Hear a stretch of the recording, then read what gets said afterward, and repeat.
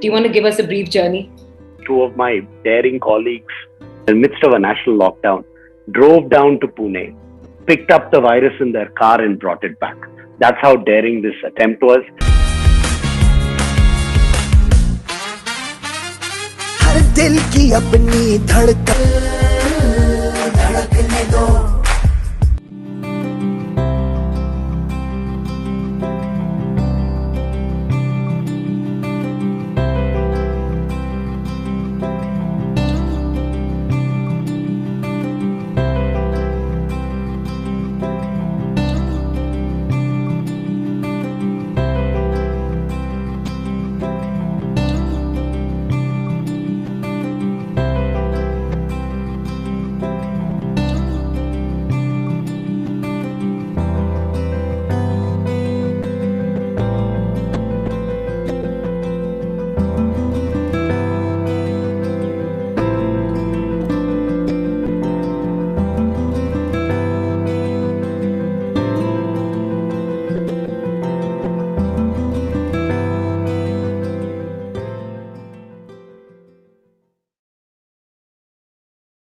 Everyone, on behalf of Chairperson Chigurupati and her committee, I, Honorary Secretary Radhika Agarwal, extend a warm welcome to our esteemed guests Samantha Akkineni, Harichandana, Kavitha Mantha, Dr. Sairam Reddy, respected past chairs, and my dear flow friends. I wish you all a very happy Environment Day. We come from a culture where they say Pancha Bhuta Devo Nama. We worship the 5 elements of earth, so the mankind stays in harmony with nature. In recent times, we have been paying a heavy price for not treating well our mother nature. The greatest threat to our planet is the belief that someone else will save it. We do not inherit the earth from our ancestors, but we borrow it from our next generation. It's time we change the way we conduct ourselves. Our planet needs our support today more than ever. In this session, we will know a lot about entrepreneurial journey with a sustainable approach. At the time when the economy was staggering under the weight of the pandemic, our speakers saw opportunities and came up with amazing business ideas to conserve Mother Nature. We have amidst us Indian actress Samantha Akkineni, Collector and District Magistrate of Narayanpet, Harichandana, Curator of Sage Farm Cafe, Kavitha Mantha, and CSO of UrbanKisaan, Dr. Sairam Reddy. Let us start this evening by salutation to our national flag.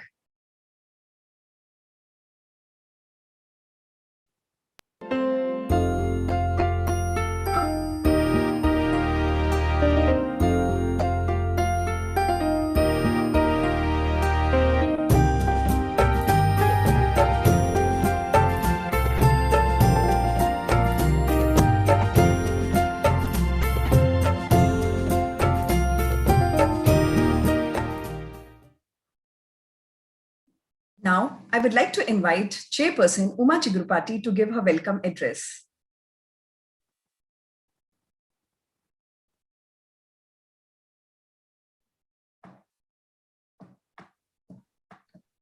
Good evening all.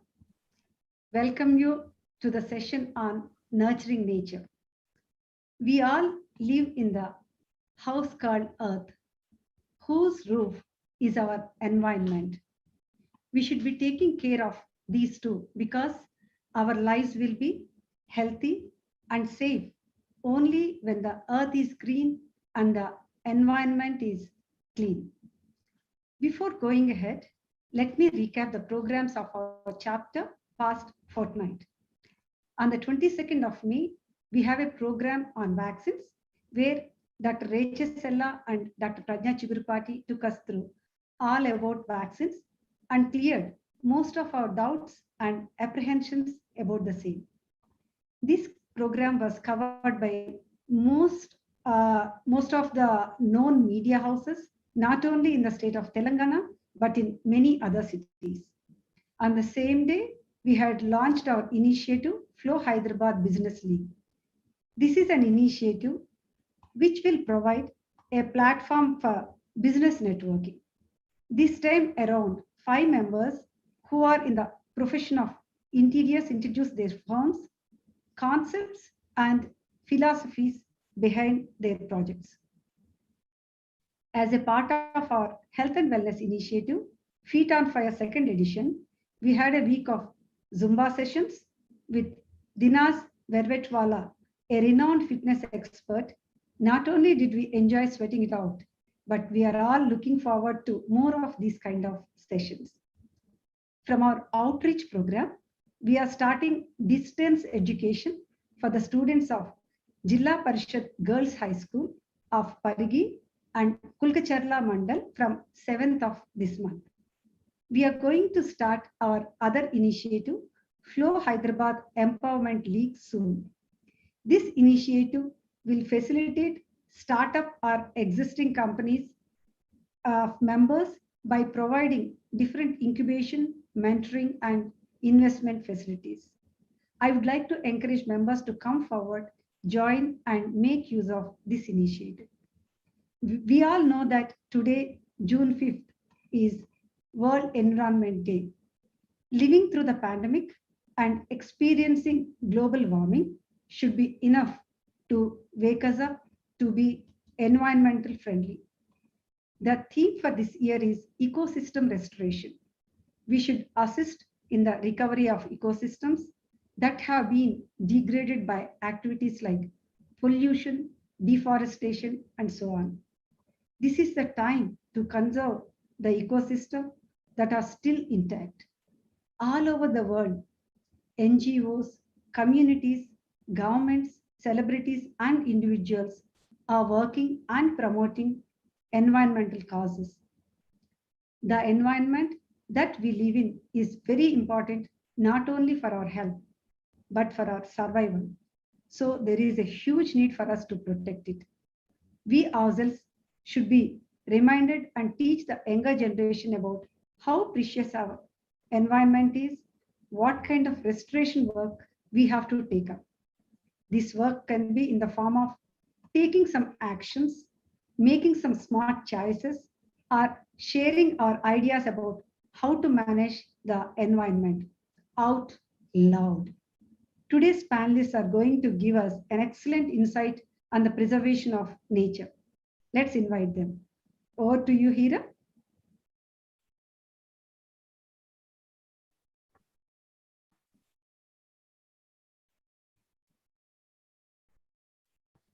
I'm pleased to introduce Dr. Sairam Reddy, Palicherla, founder of UrbanKisaan Hydrotech Private Limited, has done PhD in the field of agriculture and biotechnology. He has been extensively working on developing technology suitable for building commercially viable vertical farms to grow Indian vegetables right in the heart of the city. His philosophy is to grow vegetables which are rich in nutrition, free from any pesticides or any traces of toxic heavy metals, avoid losses and expenses involved in long distance transportation, making the farming truly sustainable and environmental friendly. Thank you, Dr. Sairam.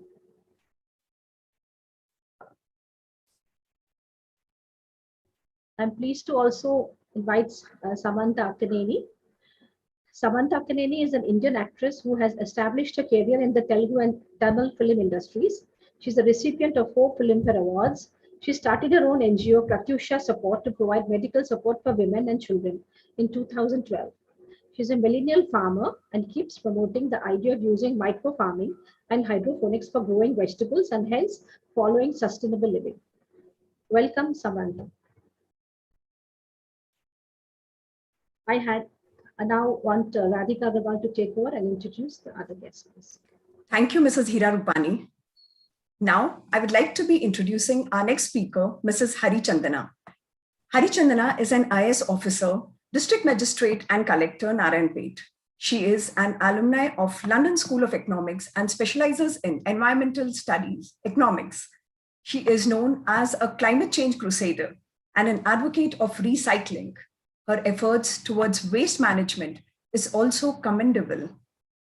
She won PM Award for Excellence in Administration for her green governance initiatives. She built India's first ever bamboo conference hall, made her office India's first zero waste office, and secured an ISO 14001 certification. Harichandana initiated she toilets and she marts in Hyderabad, popularly known as pink public toilets for women. Her initiative to feed Hyderabad's hungry Feed the Need, in line with Food Bank in United Kingdom and Canada, is appreciated from all corners. She introduced permeable tree grades to save trees in the pavements and is a leader in creating urban parks in Hyderabad. Meeralam Park, Durgam Cheruvu Lake Park, Geriatric Park Miapur, and Dog Park are among the few she developed. Welcome, Harichandana ji. Now, I'd like to introduce Kavitha Mantha. Kavitha Mantha holds an MBA from the University of Cambridge, England. She is the owner of Sage Sustainable Living, Hyderabad, a company focused on providing access to naturally grown produce. She is also the chief curator of Sage Farm Cafe, the first farm-to-table cafe in Jubilee Hills, Hyderabad, and recently launched a farm-to-table experience in Mumbai under the name Sava. Both cafes specialize in making all the dishes from scratch using the highest quality seasonal ingredients. She has won the Restaurant of the Year and Restaurateur of the Year award for her novel approach to food. Welcome, Kavitha ji. Now, our chairperson, Uma Chigurupati, the moderator for today's session, is the executive director of Granules India, a pharmaceutical manufacturing company. She is a postgraduate in soil microbiology. She has done a course in viticulture in UC Davis, San Francisco. She is into viticulture from past 12 years and implemented some biodynamic practices. The vineyard has ranked best under 50 vineyards of the world. She says that her love for nature encouraged her to do marathons in the Gobi Desert, Antarctica, North Pole, and similar challenging locations. Now, I invite Chairperson Uma Chigurupati to take the session forward. Thank you, Radhika. Yeah, please leave questions in the chat box with the speaker's name, so who you want it to be addressed by. We shall take it towards the end of the session. Welcome, Uma. Thank you, Radhika. So welcome to all the panelists. First, I would like to go with Kavitha. Kavitha, we are seeing professionals leaving behind their high-profile jobs and getting into farming. Of course, Ms. Kavitha Mantha is one of them who's driven by her passion. Kavitha, in your opinion, I'm not talking about you, such people, continuing with it or giving up in between because it needs a lot of energy, labor, and commitment. Can you just, tell your opinion, what is happening? I think it's the Maslow's hierarchy theory of, it's a very, very simple concept, something we've read of from when we were young. At some point in life, you start to realize that all the worldly benefits of a corporate world are fantastic. The comforts are great, but really what you want is somewhere that you can have some peace and you can genuinely take care of your family. And I think that recognition of the fact that actually once you've achieved a certain level, what you need is actually very, very little. I really think that is the fundamental driving force that is leading people to make the choices of stepping away from a corporate career and moving on. I think added to that is definitely a recognition of the fact that when you can afford to have a really high quality of life, a really high quality food, which is so critical. We focus so much on the house that we live in, the community, the school that the kids go to. But the simple thing that sustains us is our food. It's a very fundamental requirement to us. And when you decide that actually where you want to be most luxurious in your approach towards life is the food, because you want to grow it on your own, it's almost natural for you to step back from a corporate life and want to take away to that little patch of land that you have and see if you can build yourself a home there. Wonderful. Kavitha, are you into organic farming or permaculture? Actually, what is permaculture? Can you explain? And also, it's known to be very beneficial for human and nature's health also. And how can you differentiate between these two, like organic farming and permaculture? So I'm glad you asked that question, because organic is actually the one word that I prefer not to use too much. But the thing is, you have to take everything with a little bit of caution. Organic is a marketing term that was created for a loose set of guidelines that can be handled are recommended and can be followed to be able to get a particular result. What we do is natural farming, and it's simply 0 to 1. It's the fact it's black or white. We don't use any kind of chemical-based pesticides in our farming. The goal of permaculture is taking care of 3 distinct people. One is the person who's actually planting. I'm sure you've all seen a lot of these pictures of potato farmers, McDonald's potato farming. They actually have to wear these PPE suits and heavy masks to actually spray them because it's so injurious to actually the people who are consuming them. So make sure that the person who's planting is not harmed. Make sure the person who's consuming the food is not harmed.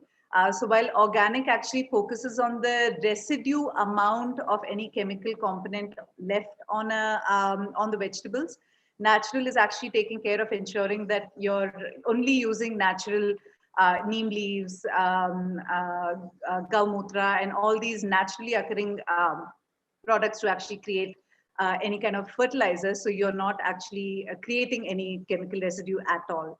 But last and most critical part of permaculture is the nurturing the soil. It makes probably farming one of the most challenging things in this day and age where weather patterns are changing so much. But the reality is that the soil really has been our foundation. It's been the creator, the cause of our nutritional patterns. All of them have been created because of the whatever happens underneath the ground. And so nurturing that is one of the critical principles of permaculture. So as you look at planting and procuring, you have to make sure that the soil is constantly being nurtured. And that's really the fundamental philosophy under permaculture that we follow. Wonderful. But, Kavitha, I heard that in the practice of permaculture, certain people are a little skeptical that unwanted bacteria and pests may spread. This is a misconception, is what I feel. Any truth behind that? So I think the bacterial debate is a very, very difficult one to have. And especially at a time like this, when we're in a pandemic where everything is overcautious and we're highly into cleansing. I think this is one debate that we will continue to have. One thing that we need to understand fundamentally is that human beings are 99% made out of bacteria. So if you choose to pick a war with bacteria, I think you've lost before you begun. Yes. So having stated that, I'd like to go on to say that really also 99% of the bacteria that's out there is mostly harmless to you. Any kind of exposure that you have to this bacteria only helps propagate good bacterial function. There is no doubt that there is that 1% of bacteria that can be dangerous. In very small cases, it can be fatal. But I think this is where the small percentage of whatever fatality starts to overtake the entire conversation and derails us. The reality is that without bacteria in our food, your gut is completely dry. And when your gut is not getting good bacteria to actually live on, that's when you start to give all kinds of problems. And today, even things as distinct as asthma have actually been related to the gut bacteria that is living in your stomach. So having exposure to all kinds of bacteria is, again, the debate of pasteurized versus unpasteurized milk. These are debates that will probably go on, but our personal view is that exposure to bacteria, consumption of live bacteria is very critical. It's been part of our legacy, of our heritage, of the kind of food that we eat. If you think about this simple idli dosa, it is the bacterial fermentation that we eat it for. That's why it's considered nutrition. Chaddanam, which was really the farmers' go-to food for generations, because it would allow them to just go spend the whole day in striking hot heat and be completely healthy and fit when they came back. All of these relied entirely on the fermentation of bacteria, which allowed their functions to actually be more prominent. So personally, while there there's definitely a small percentage of concern when it comes to bacterial exposure. Majority of it is invariably good for you. It's something that keeps the inside of your body functioning efficiently. No, that's perfect. Actually, all these age-old traditions where the natural bacteria we used to grow and we used to be much healthy because we are not sterile like now. Exactly. Totally agree with that. What is the farm to table concept? Could you explain? Before that, Sure. just 3 pictures. IT, can you just show those 3 pictures, please? You can explain. So, Yeah. Yeah, so these are just a few pictures of our farm. So I'll start with, so this is basically our farm. I want to highlight the picture right in the middle on the top. Rainwater harvesting is a very critical part of what we do in terms of permaculture. What you see on the second left corner is one of our most popular leaves that we use. For us, farm to table is about growing a certain type of food and using that rather than having a set menu that requires procurement of certain vegetables.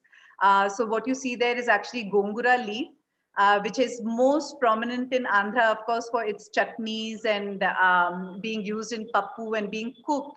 But we use it raw in a salad. We use it on top of pizzas, and the delicacy that it creates it's been one of the most popular offerings of our cafe.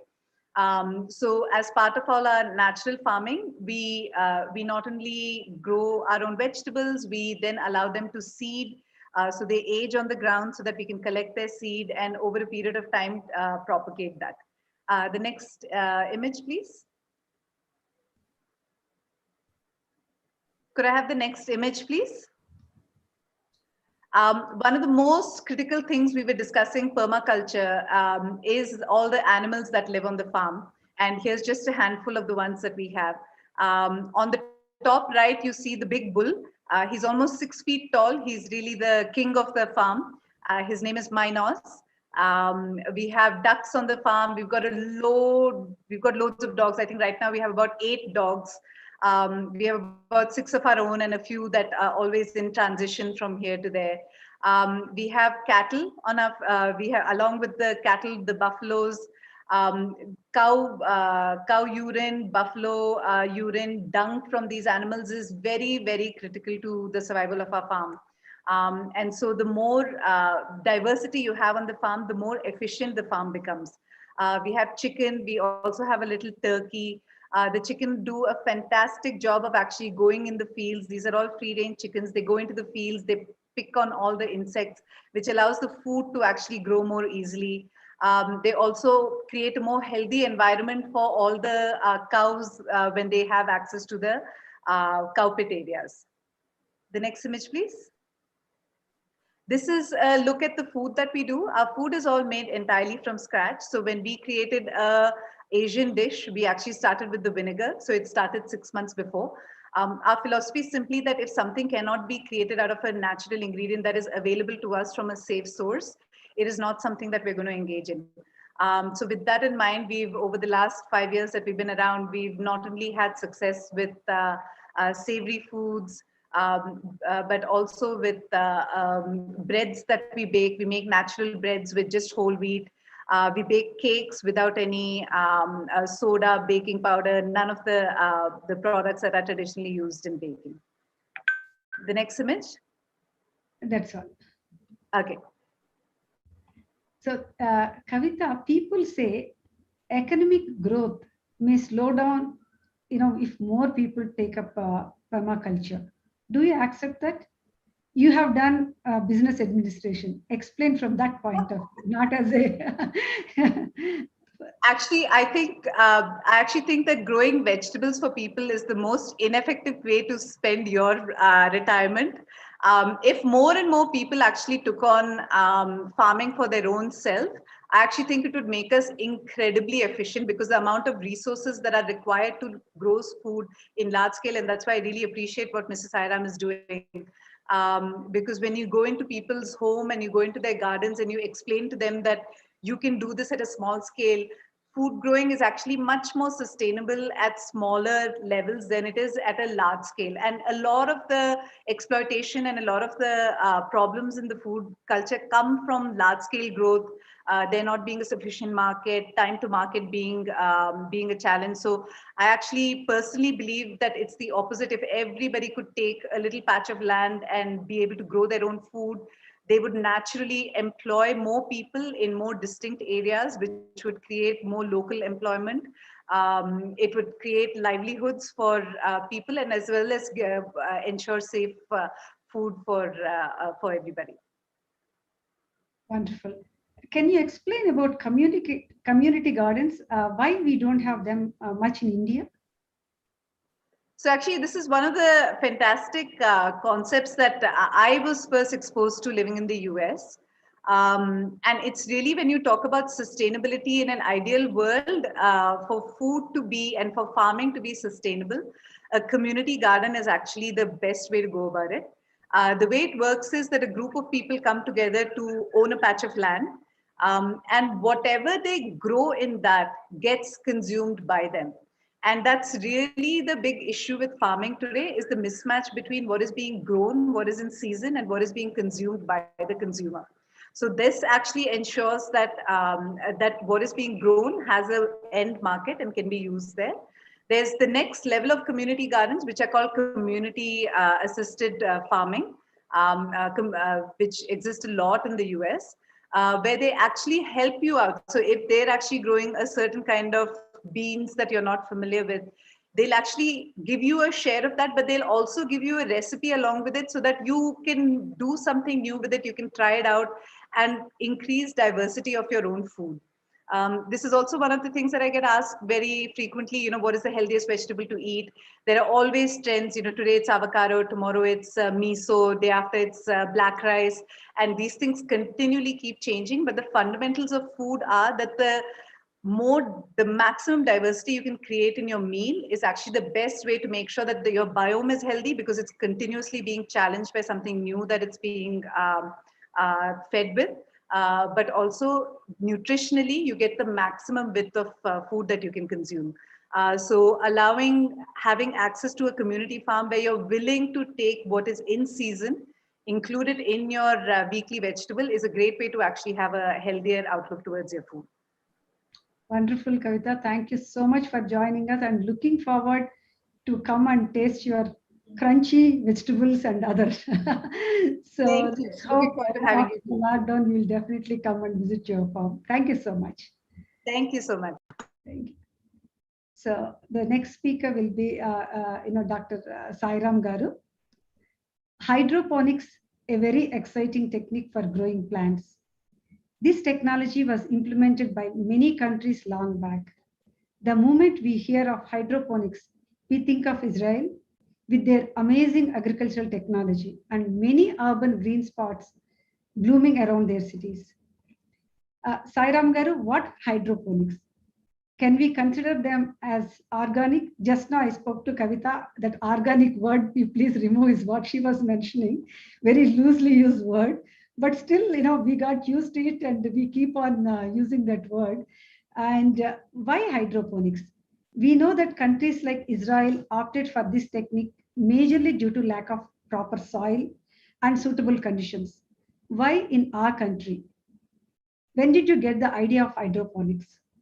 Yeah, so plenty of questions. Let me start with organic. I fully agree with Kavitha about the organic confusion, because it's everyone defines on their own way, like what is organic.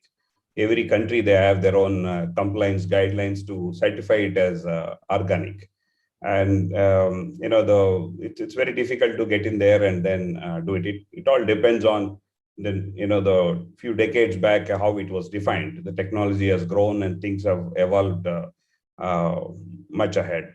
So I would see that what is the heart of that organic that remains with what Kavitha ji is doing and what hydroponics is also doing. In the sense, it should not harm the environment and it should not cause any harm to the consumer. So hydroponics is perfectly serving by that definition, if I say.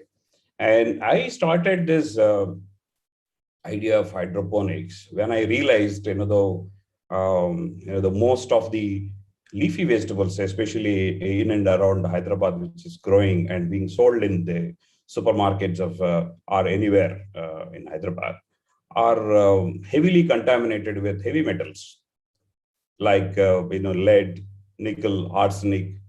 That's primarily because they are being grown on the riverbeds like Musi riverbed, and they're all industrial effluent polluted, and also urban sewerage polluted. So most of the urban lands, suburban lands where the vegetables are being grown and supplied to the urban areas are contaminated with these industrial effluents and then the urban sewerages. So that's a major issue. So I was just thinking that what should I do then? It's something very important component, leafy vegetables. And if we are consuming these leafy vegetables, which are polluted with this heavy metals like lead, and our purpose of eating it is for hemoglobin and certain things which we need. And especially that Indian women, 70% of them are anemic as per WHO definition standards. So this leafy vegetable is very important component in every household and is contaminated with lead, which actually destroys this hemoglobin. So that's where I wanted to see the other ways of doing the home gardening. So, and I see there's some issues with the traditional approaches of home gardening, because if I have to go for a function or somewhere on a vacation for the couple of days, my plants may die. It's a big worry. And that's where I was exploring for the modern methodologies which can help this home gardening. So I found this hydroponics as a perfect fit for this. Their automation is there. You have a mechanized watering is there, and once you plug in and then you can leave it for 10 days, you don't need to really attend to that much. So it takes care on its own. And we came out with some innovative designs, initially suitable for Indian balconies, the small size balconies, but still should be able to grow the chunk of greens, at least greens to fit to our, our needs. At least once or twice a week, we should eat greens. That need must be met. So that's how everything started. My journey with hydroponics has started. What kind of vegetables can be grown in this method? Normally they say mainly good. It is good for green leaves, herbs, maybe mushrooms. Is it true? Can we have the presentation also to show what kind? Yeah, I have some of the slides to show. Can I have those images? Yeah, these are the kits we designed suitable for balconies. The right side one is very well suitable for balconies, and then the left side one is for rooftops. This is primarily to grow leafy greens. You can grow amaranth, palak, you can grow gongura, mint, whatnot, everything, all herb like the basil, all sorts of greens can be grown in this. Can I have next one, please? So this we converted into a commercial like vertical polyhouses. Okay, so this is about 10 feet tall towers, and then this can be scaled up. The same thing. So all those greens which you can grow in your balcony can also be scaled up and grow very effectively. This is a the mint and then other things. And there's also technology available which we do indoors. Even if we don't have sufficient light, we can do grow these leafy greens indoors. Can I have next, please? These are our outlets, stores, like where we sell them our produce. Customers can come harvest directly. Trying to move, take it little more towards commercial. Next, please. So this is answer for the second part of the question. it can be expanded to any kind of vegetables. Nothing is limited to the hydroponics except trees.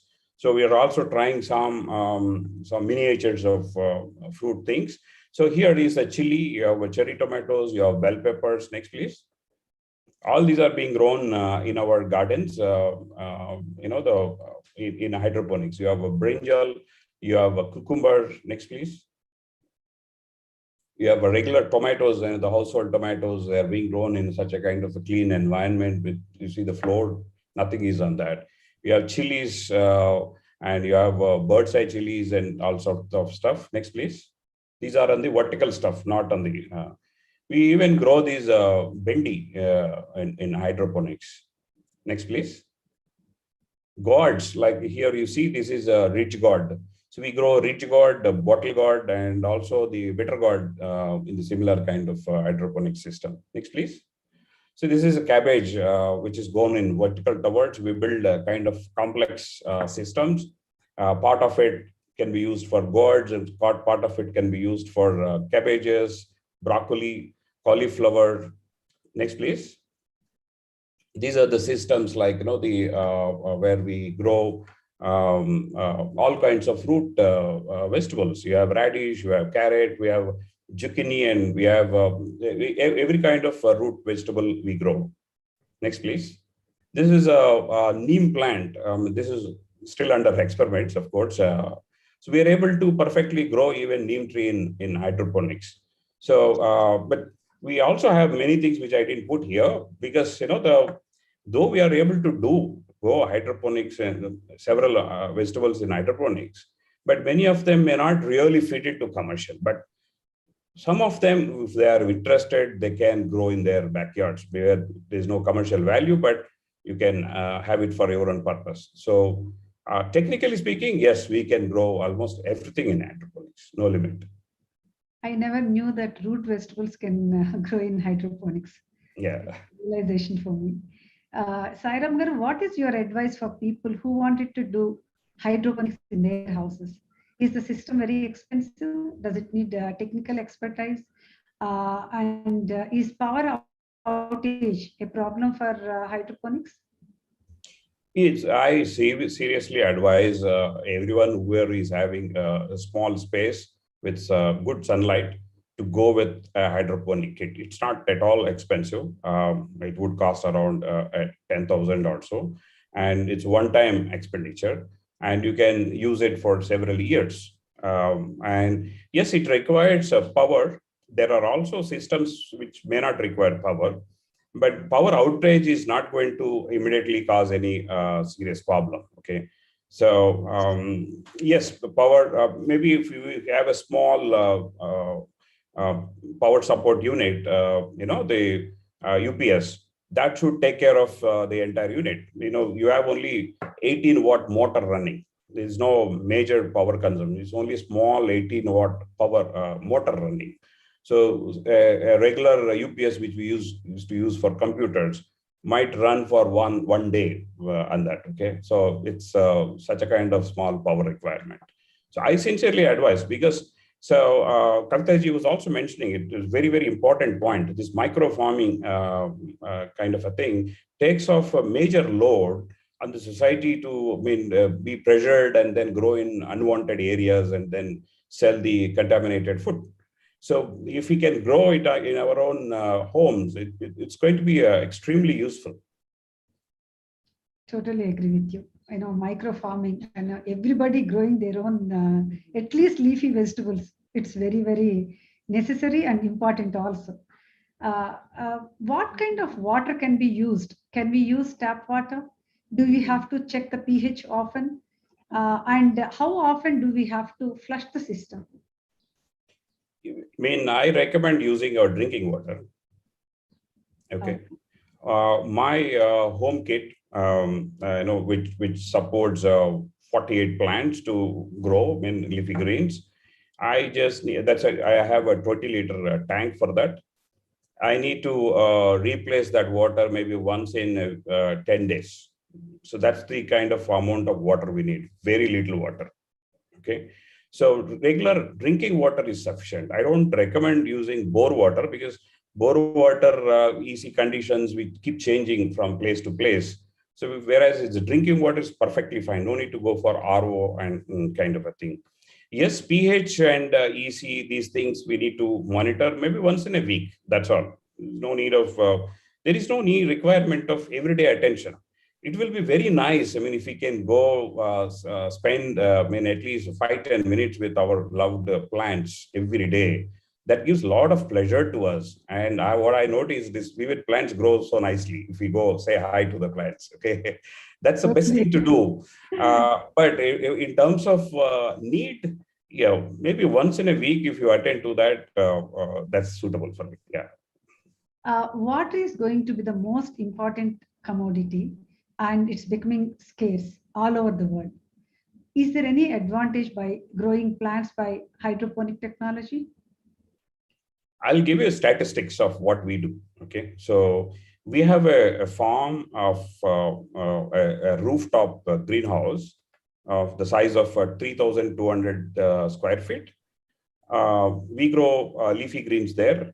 If we do the statistics of palak, if we go spinach in that 3,200 square feet area, the produce what we get is equal to about 1 acre.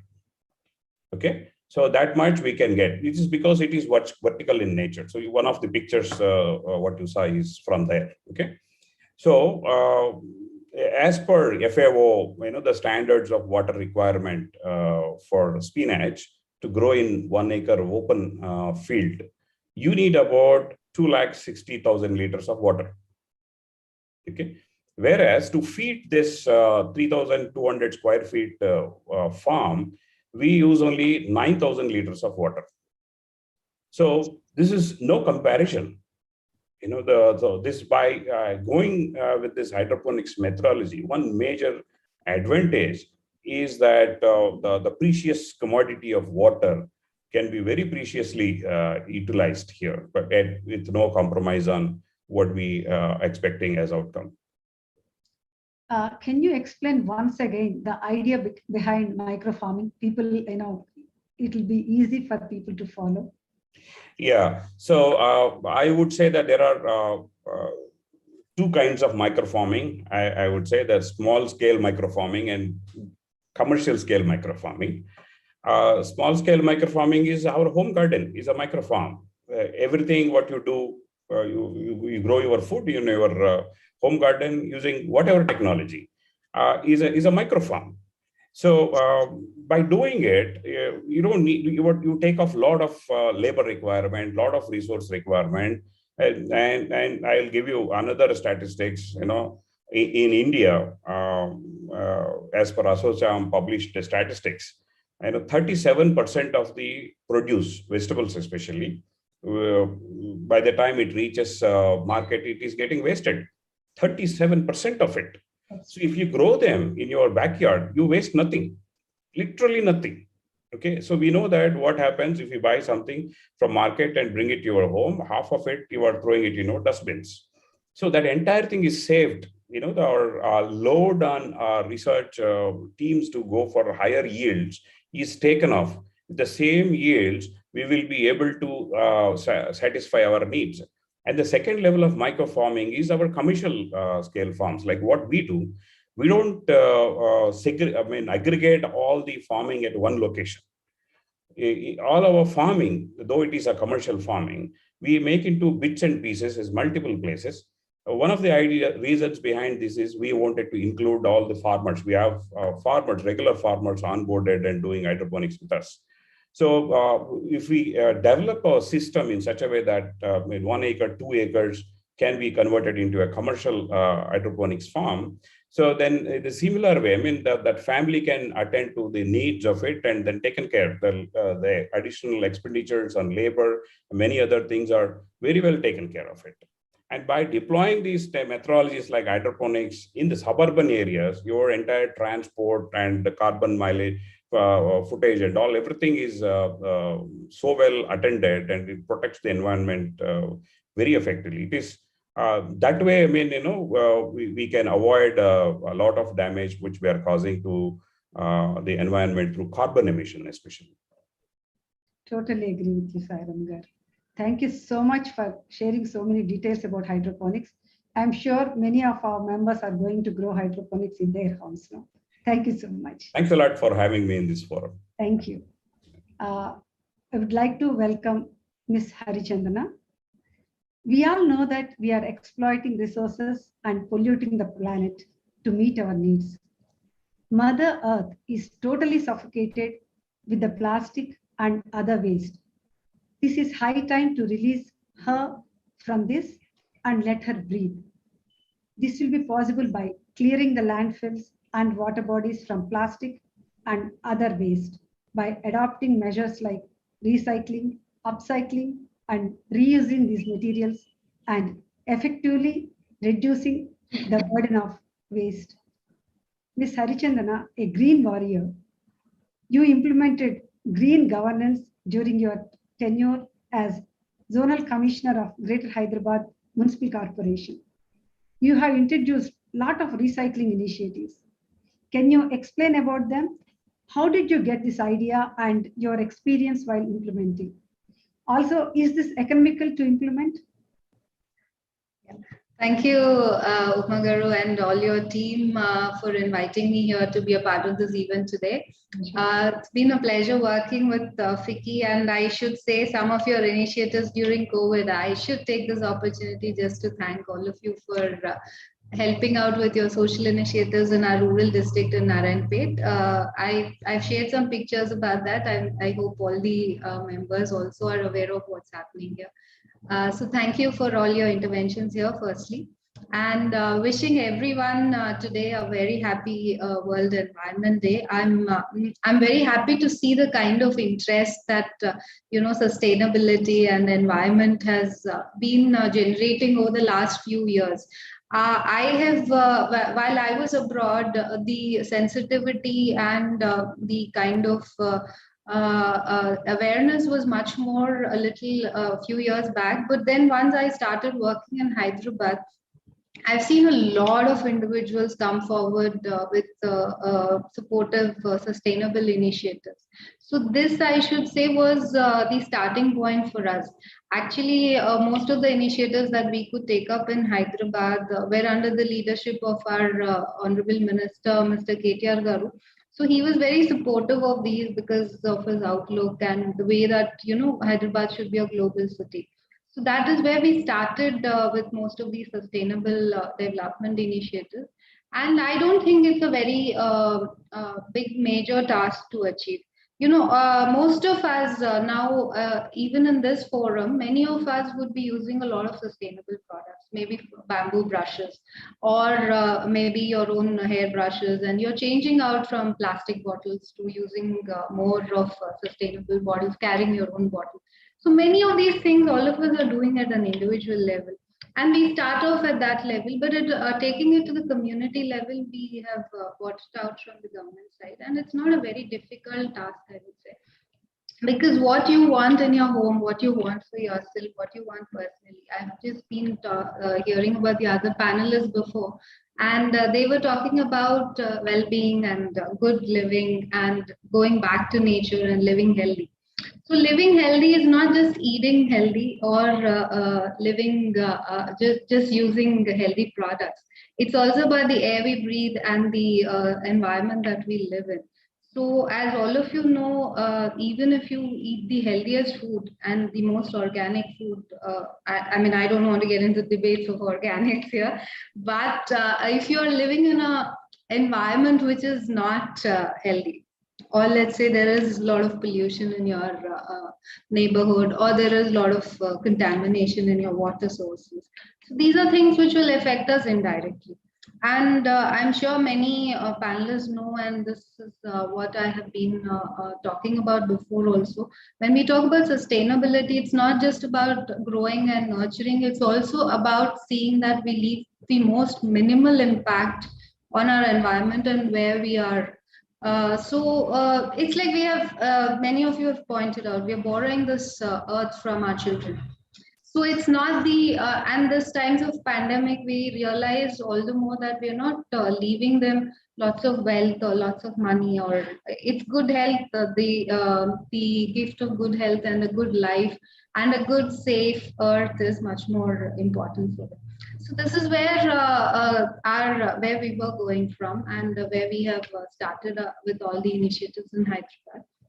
We started with basically trying to motivate everyone to treat their waste better, to see that you leave the least impact. That is, you try to make your own, reuse your own waste within the house. So that started with composting. That's my journey, I would also say.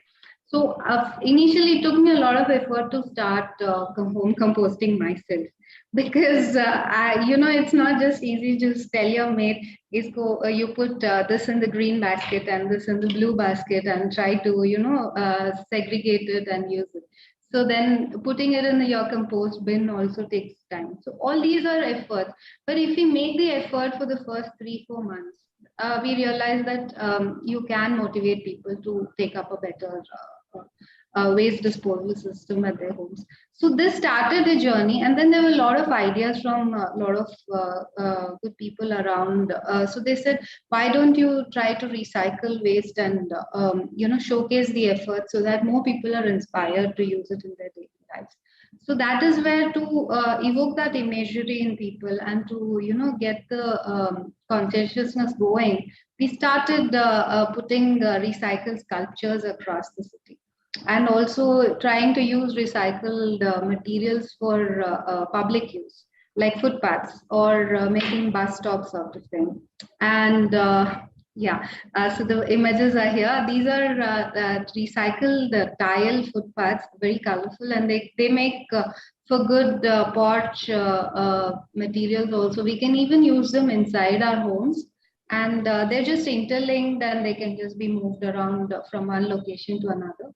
So we try to use them in public spaces and footpaths to showcase how people can make use of it. And also, if we take bulk plastic out of the system, out of going into the dump yards, and where it will ultimately meet your air, your water, and your earth systems.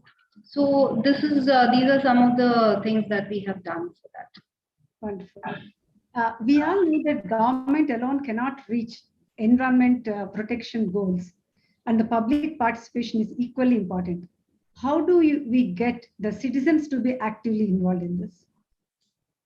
So basically, in Hyderabad, I should just say that all the citizens, everybody is very much aware, and they are. I think this group discussion itself is testimony to that. Many people are conscious and they want to make a difference, but many of them probably lack the direction to do it, or the way to go about it in a common public space. They would probably do it in their homes or in their own life. But how do we reach out to a larger social good? So that is where we try to provide the opportunity and the platform. And we have linked up with a lot of government, semi-government organizations, NGOs, and groups like FICCI. And most of you have been involved in extensive Haritaharam programs with the government. So you've been doing it at individual CSR levels and also with the government as a group. So these are things where we can provide an avenue and an opportunity. The government can provide an opportunity for people to reach out to a larger space and impact the community at large.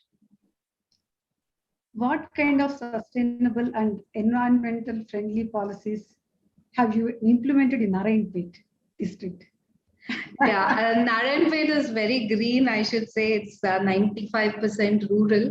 So in terms of environmental sustainability, we have started a green dump yard, which I had also done in Hyderabad. It is basically a self-sustaining dump yard where we take out the wet waste and it goes back to the farms in terms of manure. And also the water, there is a solid and a liquid component in wet waste. So the solid component becomes fertilizer and manure, whereas the liquid component, in fact, if it is just mixed with some few bacteria, it can be a purifying water source. So we can mix it with our drainage water and see that it reaches a purified level. So we are using that, and all the villages in Narayanpet now have segregation happening in all the villages. I would say that is a major achievement here. And we have made our dump yard into a solar powered dump yard. So we don't use any power and we don't pay any power charges for that. This was done in my office also. So many of you have done or seen green buildings in private spaces. But we try to bring it down in public spaces also and see that our offices are sustainable. So we put solar panels, then we've converted all the electric fittings into LED fittings so that we ended up with 33% power saving. And using all the rainwater which is coming on public buildings, and we're trying to see that the rainwater harvesting structures within the compound itself, and that rainwater harvesting is connected to your bore wells. So it's in turn coming back to you. So these are all things that we can do in our public spaces and see that we reach out. This can happen at a community level also. It can happen in your gated communities. It can happen in your apartment complexes. So these are things, if more and more people take up, the impact will be larger and more people can change to a better lifestyle. That's true. Water is going to it's the most precious resource and going to be scarce in future. I know all these precautions are, very much important. And, from individual and from government point of view also, any more suggestions for conserving water? Oh, absolutely. There are a lot more ways of conserving water, I would say. In fact, most of the water that you get in your home usage, you can just have two separate lines for your, say, sink water, which comes from your kitchen, because that's not very toxic. And it can be used for your gardens with a small reconversion mechanism. And also your wash basins and basic car washing, all these can be reduced, and then we can save water in those ways. Also, I wouldn't advocate a particular product as such, but going for non-toxic products, because we've seen the impact of your shampoos, your soaps on a larger scale. I mean, I used to remember in the rainy seasons, we used to wade through these foam the drains in some places of the city. So we used to think, okay, where is it? Must be some industrial pollution, and there was a panic in that area. But then when we did the actual studies of that kind of locations, we realized that it is your household products, your shampoos, your detergents, your toothpaste, all these combined make these foam drains, which ultimately reach our water systems. And all of us know our basic science. Water is just 1% of pure water is just circulating through our ecosystem. So that if we realize and make small changes in our life, we don't need to go and change our entire. You can, if you have the capacity to, that will be very welcome. But you don't need to change a river or you don't need to change a lake. But you can try to change your own household and then make that. Multiply it and see that it escalates to everybody. That I think is important. And once many number of people, you were talking about policy. So when many number of individuals thinking and aligning on these lines can definitely take it to a policy level and see that it impacts on a larger scale. Totally agree. IT, can you show those two pictures of the factory which I wanted to show? Yeah.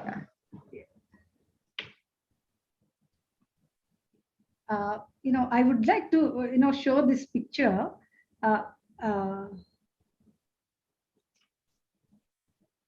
Quickly change, please. The next one. Next one also, please. Yeah, you can close that, Pranay. Beautiful. These are the pictures of a factory. Purposefully, I just wanted to show that this is a pharmaceutical company. They say, industrialization means adding a lot of pollution is what, in general, people feel. But here, the lawns, the water bodies, and the plantation we are seeing, it's totally maintained by recycled water. Not only plants, you can see the geese and often many migratory birds also will be seen in the premises. And this is in spite of 4,000 odd people and minimum 80 to 100 buses or trucks coming to the campus every day. So even industrialization, of course, it's very important, but if we take proper steps and measures, I think we can reduce the pollution remarkably and the conserve the water too, right? So we just realize water is so precious when you see now with Mission Bhagirath in Telangana, we don't see it. But Narayanpet, there are people with history of fluorosis still because they were taking water from the groundwater, which was polluted. So that's when we realize each drop is precious. that's true. So it's Totally on all of us to conserve it. Yes, all of us has to conserve and act very responsible also. So thanks so much, Ms. Harichandana. The initiatives you have taken up and the work you do always amazes us. Thank you so much for joining today. Thank you. Pleasure to be here. Our next guest speaker is Ms. Samantha Akkineni. Can I say? Hi. Hi. One of the most important aspects of being a celebrity and an influencer is knowing that you are accountable for what you put out there and are effectively guiding millions. So welcome, Samantha. You are known for your positive influences, not only in terms of career graph, but also physical fitness and environmental responsibilities. My first question will be lights, camera, action. So what is the action you are taking personally to bring green into your home and life in general? I think the pandemic has changed my point of view completely. For the last 9 years or 10 years of my career, I only remember walking through the door and walking out the door. I did not really even sit at home for probably more than 48 hours. But the pandemic and the lockdown forced me to see a lot of things that I hadn't before and make a lot of changes in my life. So I think that, although it might have brought a lot of loss and destruction, it also brought a lot of eye-opening for a lot of people, and I was one such person. I brought a lot of changes, like I became vegan during I've been vegan for almost 1 year and a few months now. So that has I also started growing my own food. I realized when the pandemic hit, and you remember those times where everyone was rushing to buy groceries and rushing and not knowing, will we have food in 3 days when these groceries run out? And that was a very trying time. And I was thinking to myself, I've been working in my entire life, and now you're telling me that I might not be able to put food on the table for my family. So it was life changing for me. And that's when my my journey with hydroponics started, and growing my own food, and it has been a tremendous experience. Wonderful. What else, what are other changes in your lifestyle, to implement sustainable living? What are the other changes that has come up? I think just with hydroponics and growing your own food with 95% less water. Like hydroponics uses 95% less water, and for me that is a huge change. And I know now that I know, as also with hydroponics, you don't grow in bulk, right? You can just pluck a little that you need for, you don't have waste. You don't waste anything. And I started composting during the lockdown. So these are some of the changes that I have brought about in my lifestyle and in my home. Wonderful. What is sustainable fashion? Actually, I don't know about what is sustainable fashion. That's why I'm asking you. Can you explain? And Hollywood had the green carpet challenge way back in 2017. Do we have an equal one in India? I think a lot of the designers now using local weaves. using local weaves. Also, sustainable fashion is not fast fashion, where you just buy use for 2-3 times and throw it away. So I think just using local materials, and buying. I recently have started buying pre-loved fashion. I think that's a very, very interesting concept today, where you buy your bags and your designer clothes that are pre-loved. You don't call it used, but you call it pre-loved. And in this way, your impact on the environment is also, you can look fashionable, but at the same time you're doing something good for the environment. Wonderful. I hope more and more people implement that. Yeah. Samantha, 3 things that everyone can easily adopt in their household in an eco-friendly way. Can you suggest 3 things? Well, I would think maybe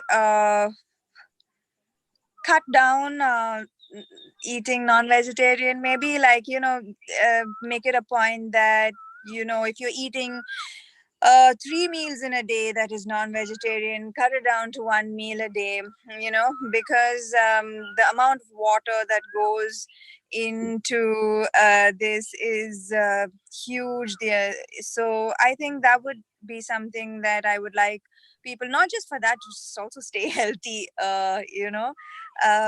so that the animals will also appreciate it tremendously. So cut down eating non-vegetarian food, and buy only when absolutely necessary.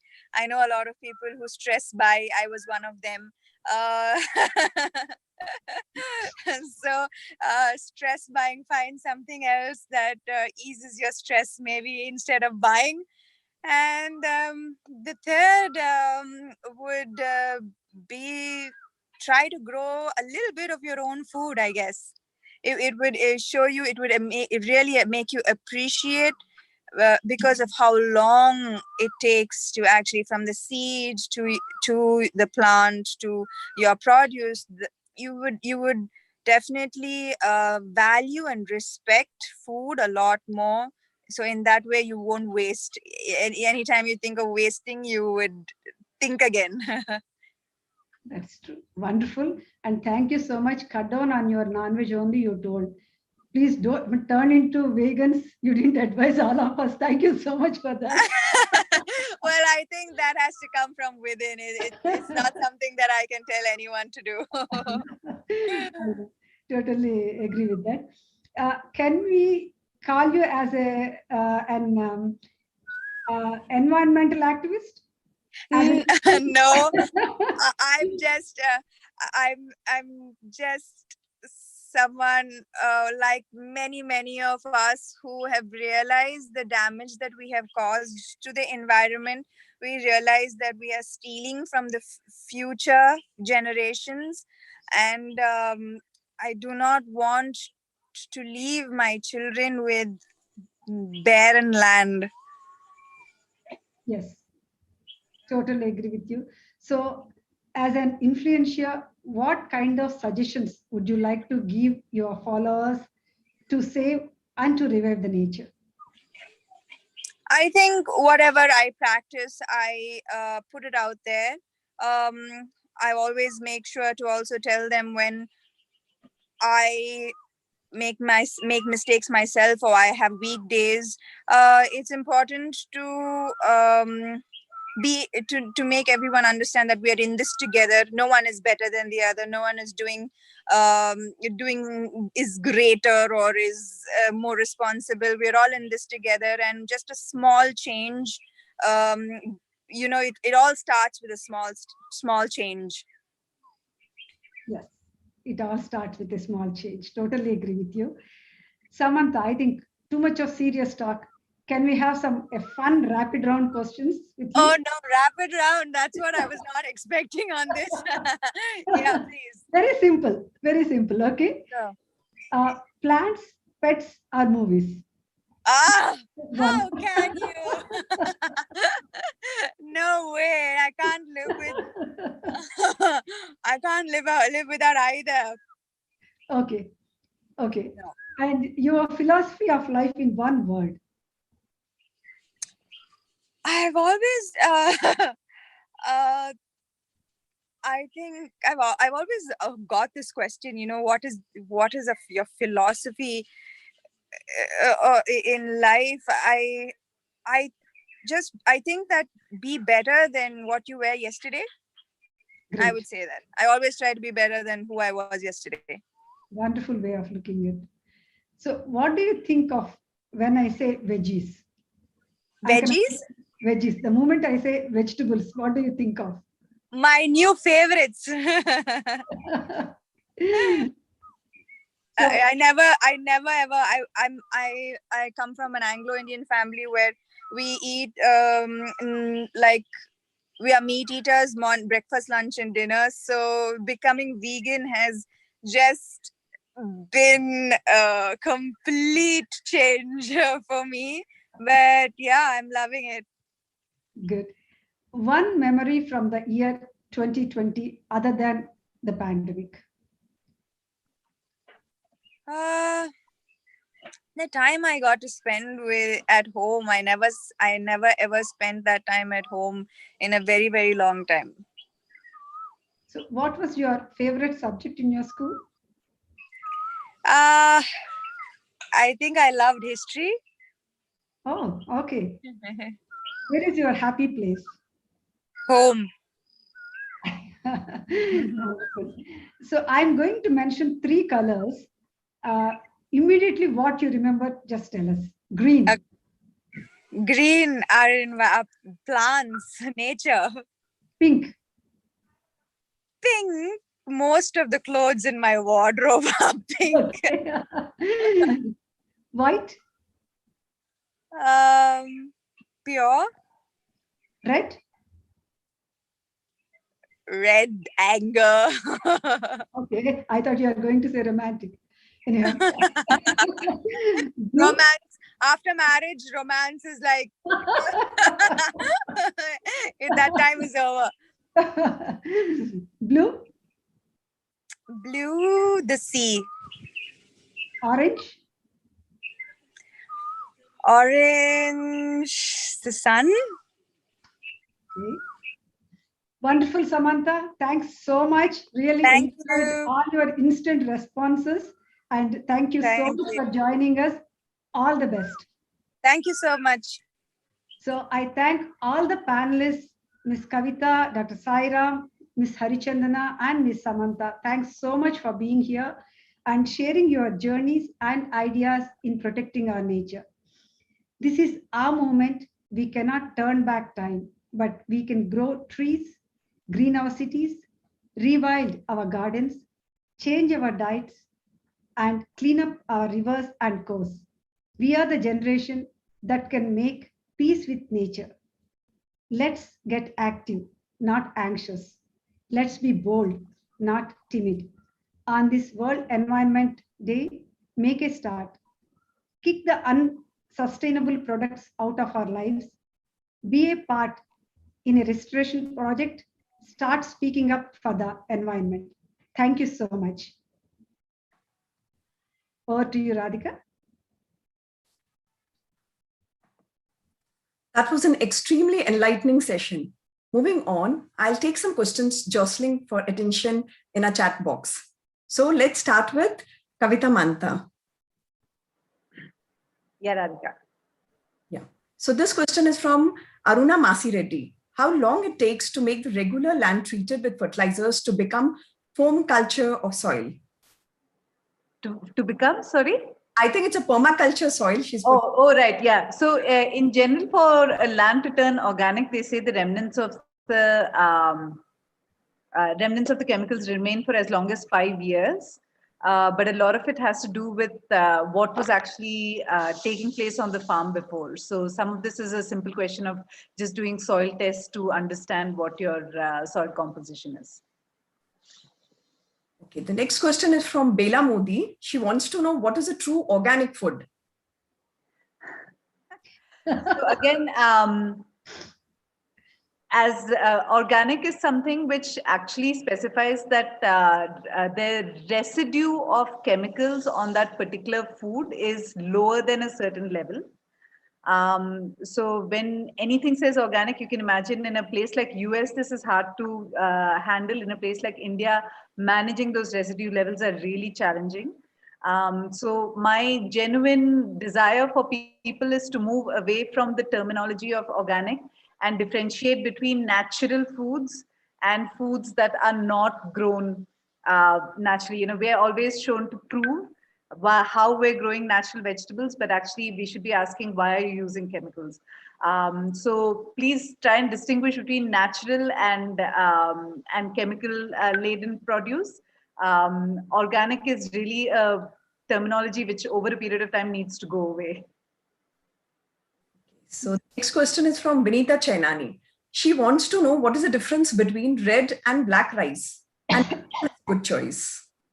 Actually, both red and black rice are exceptionally high on the antioxidant level. They have phytonutrients and a whole bunch of phytonutrients which are exceptionally good for you. They're both very high in protein and they're very high in fiber. So if you're making a choice between the two, I always say pick the one that you're more comfortable eating, because the whole idea is if you're able to replace your white rice with either of these, you're doing an exceptional job. The second thing I do say is that don't try and pick one grain which is actually better. Have that variety if you actually enjoy both of them. Try to enjoy them, try to vary your diet. Lastly, I would say that red rice is much easier on your pocket than black rice is. So that just for me, considering the nutritional levels are almost the same, it gives red rice a little bit of a edge over black rice, because when we talk about sustainability, these are just the things that we need to make sure that we're addressing as well. Thank you so much, Ms. Kavitha Mantha. Thank you. Now I move to Dr. Sairam. Dr. Sairam? Yeah. Yeah. So we have a question from Sheetal Agarwal. She wants to know how much minimum land is required to own an outlet and how much would be the investment required? You mean, I think she's asking about our retail outlet. Yeah. So generally what our retail outlet is about a 2,000 square feet area. It would cost around 60 to 70 lakhs, the total investment for that. Our ROI is about 2 years. Okay, so the next question is from one of the members who wants to know about the vitamins and the vegetables.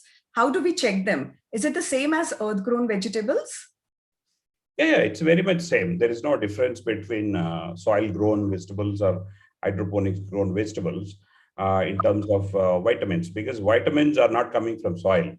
Plant manufactured vitamins, the inside, after taking the minerals from the soil. So there will be absolutely no difference in terms of vitamins. So Nanda Rao now wants to know what is the approximate cost to do on a terrace. You've been talking about the outlet. I Yeah. to know what would be the cost of the terrace. It all depends what's the size of what you want to grow. Just want to grow leaves or want to grow other vegetables like what we do in our research center and our production centers. But anywhere like, it may cost something around 15 to 20,000 starting from, and you can even invest around 15-20 lakhs. And it's up to you, how big and how well you want to make it. But I would say that for a rooftop, very simple kind of stuff, maybe about 1 lakh if you spend, you'll be able to build a very nice rooftop garden using hydroponics. Vasavi Reddy wants to know, is there a workshop on hydroponics which we can attend? Yeah, this pandemic is stopping all the workshops. But there were a lot of workshops going on. A lot of organizations have been conducting these workshops before this pandemic. Even MSME was conducting workshops on this hydroponics.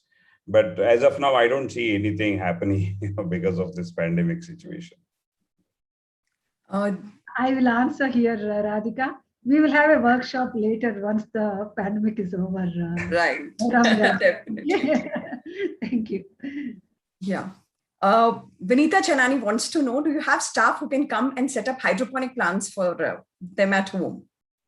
Yeah, we do. We do have that. Yeah. Okay, so I think with that, we can finish with the questions. Thank you very much, Dr. Sairam. Thanks a lot. Our speakers have been relentlessly contributing toward the sustainable development of society. Now it's our turn. We know the problem. We know what to do. Now it's time to get down to doing what's best. Let's begin to steer not just our lifestyle, but our businesses into a sustainable and eco-friendly space. Now, I would like to announce virtual felicitation of our esteemed guest speakers. Of Bidri Mementos to Samantha Akkineni, Harichandana, Kavitha Mantha, and Dr. Sairam by Chairperson Uma Chigurupati. Bidri Craft is one of our initiatives for the year. I would now request Senior Vice Chairperson Shubhraa Maheshwari to deliver her vote of thanks.